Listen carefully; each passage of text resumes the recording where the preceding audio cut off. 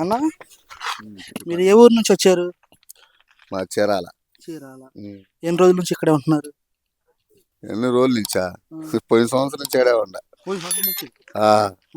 ఏమన్నా ఇప్పుడు దాకా వజ్రాలు దొరికినాయి అన్న? అన్ని చిన్న చిన్నవి, పెద్ద ఏమి లేవు. చిన్నవి దొరుకుతున్నాయి. చిన్న చిన్నవి దొరుకుతాయి. కాస్ట్ ఎంత వస్తున్నాయి ఏంటి? మనం ఇంకా అమ్మలేదన్నా. కన్ఫర్మేషన్ ఎలా చేస్తున్నారు మీరు వజ్రం అని? అది మెరిసిద్దిగా. మెరుస్తుంది.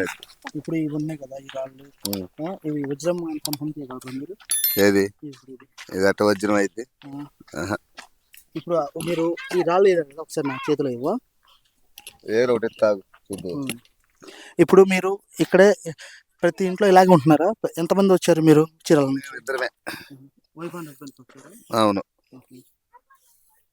ఇప్పుడు ఇలా పడుకొని చూస్తుంటే కనిపిస్తాయి అవి? కొనుక్కొని చూస్తాం కదా, దగ్గర చూస్తామే, మనకు అవపడదు కదా. అది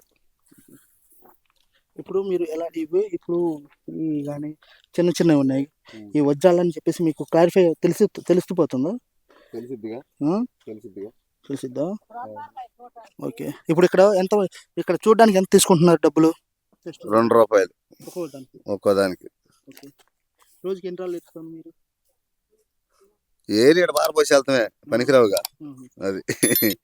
అది 100 రాళ్ళలో ఒక రాయి ఊరికి ఒకరికి సెట్ అయ్యిద్ది, వాళ్ళు ఇంటికి వెళ్ళిపోతారు.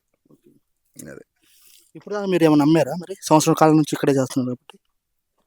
సంవత్సరం నుంచి చేరుతూనే ఉన్నాం, అద్దెలు కట్టి ఈ చేస్తున్నాం, కానీ డబ్బులు అయితే ఏం రాలా. నాకు తెలిసినంత వరకు పనులు మానుకొని వచ్చే బదులు ఖాళీగా ఉండేటప్పుడు టైం పాస్ రావడం బెటర్. ఇది పనులు మానుకొని చేయకూడదు. అది ఇప్పుడు మీరు ఈ రాళ్ళేనన్న మొత్తం ఏరింది ఇవి?